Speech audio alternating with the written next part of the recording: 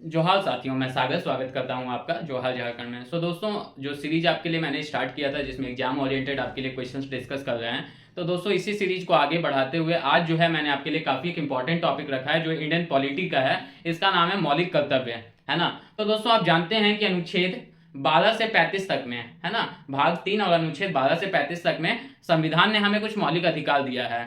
तो दोस्तों हमारा भी कुछ कर्तव्य है कि संविधान के प्रति या फिर देश के प्रति जो है हम लोग भी अपने कर्तव्यों का पालन करें, हम भी अपने दायित्वों को पूरा करें। तो दोस्तों वैसे ही संविधान में क्या है कि कुछ मौलिक कर्तव्यों का भी जिक्र है जो कि किसी भी नागरिक को फॉलो करना चाहिए, मानना चाहिए या करना चाहिए, पालन करना चाहिए। तो दोस्तों इन्हीं मौलिक कर्तव्यों के बारे में आज जो है हम लोग पढ़ाई करने जा रहे हैं। और मौलिक कर्तव्य दोस्तों ये जो है अनुच्छेद 51 का क में आता है और भाग 4 का क में है। याद रखेंगे दोस्तों, ये भी काफी इंपॉर्टेंट बनता है। कई बार क्वेश्चन यहीं से बन जाता है कि मौलिक कर्तव्य कौन से अनुच्छेद और कौन से भाग में आता है। तो याद रखेंगे दोस्तों, अनुच्छेद जो है 51 का क और भाग 4 का क, है ना, इसमें मौलिक कर्तव्य आते हैं। मौलिक कर्तव्य जो है वर्तमान में 11 है ना। मौलिक कर्तव्यों को सरदार स्वर्ण सिंह समिति जो है उसकी सिफारिश पर जोड़ा गया था। सरदार स्वर्ण सिंह समिति के सिफारिश पर जोड़ा गया था 42वां संविधान संशोधन द्वारा 1976 में, है ना। लेकिन उस समय क्या है दोस्तों कि उस समय मात्र 10 मौलिक कर्तव्य होते थे। मात्र 10 मौलिक कर्तव्यों को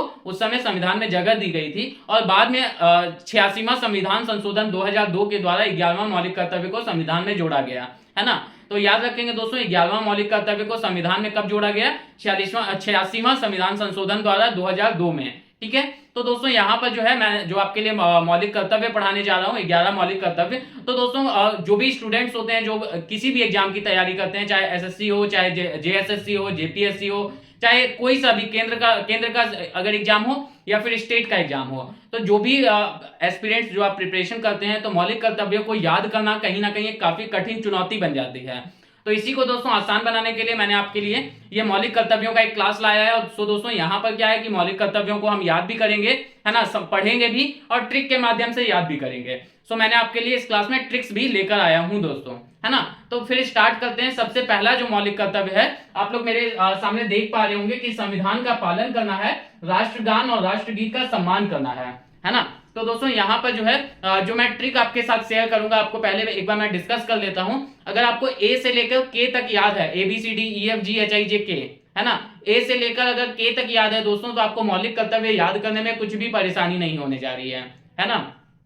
तो पहला क्या है कि राष्ट्रगान राष्ट्रगीत का सम्मान करना है। राष्ट्रगान सीधा आ जाएगा दोस्तों, पहला नंबर ए, है ना, ए फॉर एंथम, नेशनल एंथम, है ना। तो ए से अगर आपको एंथम याद है तो राष्ट्रगान और राष्ट्रगीत का सम्मान करना तो आपको ऐसे ही याद हो जाएगा।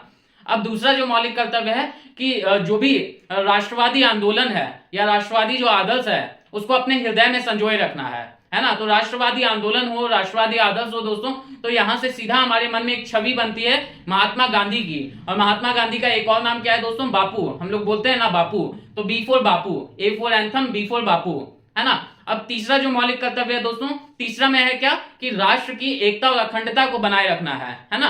देख पा रहे होंगे आप लोग, मेरे सामने लिखा हुआ है राष्ट्र की प्रभुता, एकता और अखंडता को बनाए रखना है ना। तो यहाँ पर एक वर्ड आ रहा है एकता।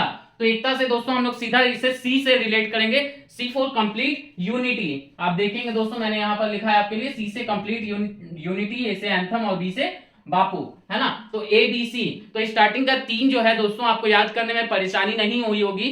एक बार मैं रिपीट कर रहा हूं आपके लिए। राष्ट्रगान राष्ट्रगीत का सम्मान करना है, ए फॉर एंथम। अब राष्ट्रवादी आंदोलन और आदर्शों को अपने हृदय में संजोए रखना है। राष्ट्रवादी आंदोलन से सीधा याद आएगा महात्मा गांधी, महात्मा गांधी का एक और नाम है बापू। सी से राष्ट्र की प्रभुता, एकता और अखंडता को बनाए रखना है, एकता अखंडता, सी फॉर कंप्लीट यूनिटी। अब चौथा जो मौलिक कर्तव्य है दोस्तों, ये है आपका देश की रक्षा करें, है ना, देश की रक्षा करें। तो रक्षा, यहां पर एक वर्ड आ रहा है रक्षा, रक्षा से डिफेंस, डी फॉर डिफेंस। तो A B C D, D तक तो आपको आसानी से याद हो गया होगा दोस्तों कि 4 मौलिक कर्तव्य आपको सिंपल जो है माइंड में याद हो गया होगा। अब ई, है ना, 5वां जो मौलिक कर्तव्य है, इसमें है क्या? समानता, है ना, भ्रातृत्व की भावना, समानता, है ना, ये सब पर जोर दिया गया है। समानता हुआ, समरसता हुआ, भ्रातृत्व की भावना हुआ। तो यहीं पर देखेंगे दोस्तों सबसे पहले तुरंत आ गया समानता। समानता को इंग्लिश में बोलते हैं इक्वालिटी, तो ई फॉर इक्वालिटी, है ना। तो देश में समानता, है ना, भ्रातृत्व की भावना और समरसता को बनाए रखना है। समानता बनाए रखना है, समरसता बनाए रखना है और भ्रातृत्व की भावना बनाए रखना है। E for complete E for equality. अब आते हैं दोस्तों कि सामाजिक जो परंपरा है, संस्कृति है, उसको अक्षुण्ण बनाए रखना है ना। देखेंगे सामाजिक संस्कृति है, गौरवशाली परंपरा के महत्व को समझना है, इसे अक्षुण्ण बनाए रखना है। तो संस्कृति को दोस्तों आप लोग जानते हैं, एक सब्जेक्ट भी आता है यूपीएससी अगर आप प्रिपेयर करते हैं तो आर्ट्स एंड कल्चर, या फिर एसएससी का भी कोई भी एग्जाम की तैयारी करते हैं या झारखंड के किसी एग्जाम की तैयारी करते हैं दोस्तों, तो आर्ट्स एंड कल्चर आपको पढ़ना होता है, जिसमें क्या पढ़ाई करना होता है, मंदिर के बारे में, मस्जिद के बारे में, गुरुद्वारा, स्तूप, है ना, यूनेस्को के विश्व धरोहर स्थल, लोकगीत, है ना, लोक नृत्य, ये सारी चीजें पढ़ाई करनी होती है। तो वही है दोस्तों संस्कृति को याद रख सकते हैं दोस्तों। संस्कृति, fancy culture, F for fancy culture, है ना, ये रहा दोस्तों एफ फॉर फैंसी कल्चर। तो ए से लेकर एफ तक, यानी 1 से लेकर 6 तक जो भी मेरे हिसाब से मौलिक कर्तव्य वो आपको मुंह में याद भी हो गया होगा दोस्तों। अगर आप चाहें तो मैं एक बार आपके लिए रिपीट कर देता हूं। ए फॉर एंथम, राष्ट्रगीत और राष्ट्रगान का सम्मान करना है। बी फॉर बापू, राष्ट्रवादी आंदोलन को हृदय में संजोए रखना है। सी फॉर कंप्लीट यूनिटी, एकता अखंडता बनाए रखना है। डी फॉर डिफेंस, देश की रक्षा करना है। ई फॉर इक्वालिटी, समानता, भ्रातृत्व की भावना और समरसता को बनाए रखना है।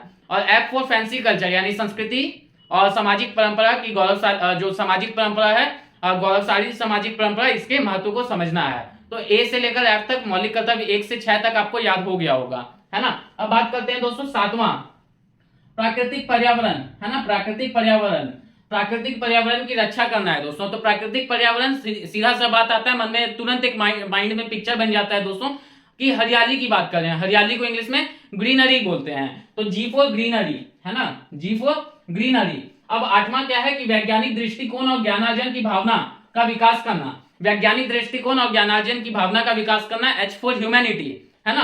ह्यूमैनिटी आपका एक सब्जेक्ट भी होता है दोस्तों, है ना। अगर आप यूपीएससी की प्रिपरेशन करते हैं तो ह्यूमैनिटी एक सब्जेक्ट भी होता है, ठीक है। अब आते हैं दोस्तों कि सार्वजनिक संपत्ति की सुरक्षा करना भी हमारा एक मौलिक कर्तव्य है। ऐसा नहीं है कि कोई ट्रेन में जा रहे हैं, ट्रेन में सफर कर रहे हैं, उसका सीट जो है नोच लिए हैं, ये सब नहीं करना होता है ना। तो जो सार्वजनिक संपत्ति है उसका भी रक्षा करना हमारा मौलिक कर्तव्य ही है ना। तो I for Indian property, Indian property की रक्षा करना है। I for Indian property. अब क्या है कि व्यक्तिगत और सामाजिक गतिविधियों के उत्कर्ष की ओर बढ़ने का सतत प्रयास करना है। तो चाहे व्यक्तिगत गतिविधि हो या सामाजिक गतिविधि हो, जो भी हो, इसमें उत्कर्ष की ओर बढ़ने का प्रयास करना है। अब बात करते हैं दोस्तों, ये है क्या, समझ में नहीं आया तो आपके सिलेबस में सामुदायिक विकास एक टॉपिक है दोस्तों, है ना, जो आप लोगों को पढ़ना है। यानी कि आप जो है अपना, सबसे पहले तो आप अपना भला करें, आप अच्छी शिक्षा लें, आप अच्छा रोजगार करें, तो ये हुआ आपका व्यक्तिगत गतिविधि। लेकिन अब बात करते हैं सामाजिक गतिविधि की, ज्वाइंट एक्टिविटी की, है ना। तो ज्वाइंट एक्टिविटी क्या है दोस्तों, सामुदायिक विकास कार्यक्रम हो रहा है ना, आपके ब्लॉक में कुछ अच्छा हो रहा है ना, तो उन सारी चीजों में आपकी भी सहभागिता अनिवार्य है ना। अब ऐसा नहीं मान लीजिए कि अगर गली में सड़क बन रहा है ना, अगर आपके ब्लॉक में सड़क पास हुआ है तो सब जगह सड़क बन रहा है, लेकिन आप अपने घर के पास अपने दुआरी पे बोल देंगे कि यहाँ कोई रोड नहीं बनेगा, ऐसा नहीं कर सकते हैं ना। तो इसीलिए ज्वाइंट एक्टिविटी में भी आपको पार्टिसिपेट करना है, इससे आपका भला होगा, है ना। तो जे फॉर ज्वाइंट एक्टिविटी।